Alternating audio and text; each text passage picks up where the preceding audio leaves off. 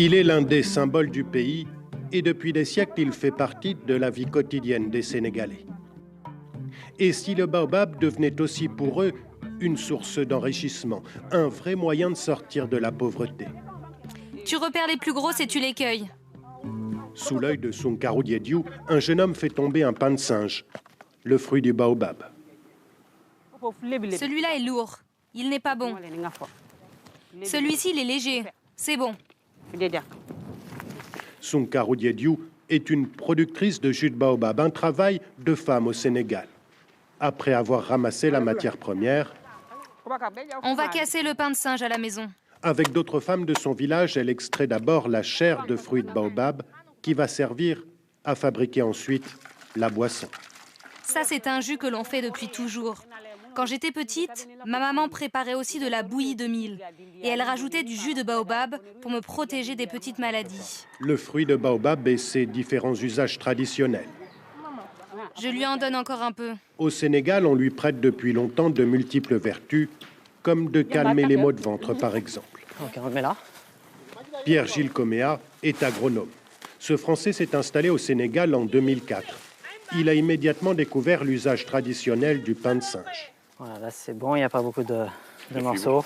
Convaincu de ses vertus, il a décidé de se lancer dans la commercialisation de ce fruit un an après son installation. Pour 100 grammes, il y a plus de calcium que dans le lait, plus de vitamine C que dans l'orange. Voilà, donc c'est vraiment un super fruit, comme on appelle maintenant, c'est un super fruit. Et donc on s'est dit, pourquoi pas en faire profiter le monde entier, en fait, commencer à exporter le produit. Toutefois, consommé avec excès, ce fruit peut provoquer, selon certains nutritionnistes, des troubles intestinaux ou cardiaques. Ça fait 2000 quelque chose. 2000 combien? Ah non, prenez une calculette, comme ça vous serez sûr. Sounkarou Diédiou fait partie des nombreux fournisseurs de Pierre-Gilles Coméa. Elle lui vend ses fruits à 60 centimes d'euros le kilo, suffisant pour changer sa vie et celle de son village. Avant, elle ne vendait sa production qu'aux commerçants locaux, moitié moins cher. Maintenant, avec tout ce que je récolte, j'achète un sac de riz, des vêtements, des cahiers pour mes enfants qui vont à l'école. Et ce qu'il reste, je le mets à la banque. Devant cette manne inespérée, le village de Sounkarou Diédiou a décidé de planter de nouveaux arbres et espère en récolter les fruits dans les 20 ans à venir. D'ici là, Pierre-Gilles Coméa a bien l'intention de prospérer. En 2019, il prévoit d'acheter 20 tonnes de pain de singe, la matière première qui parcourt des centaines de kilomètres jusqu'à sa petite usine de Thiès. Voilà, donc ici on est dans la salle de production de la poudre de baobab. Il lui faut transformer le fruit pour en faire un produit adapté aux goûts occidentaux. Séparer la chair et les graines. De ces dernières sont extraites une huile essentielle. Alors, les huiles sont utilisées en cosmétique, c'est des huiles précieuses qui demandent beaucoup de travail. L'entreprise en vend déjà 2000 litres par an.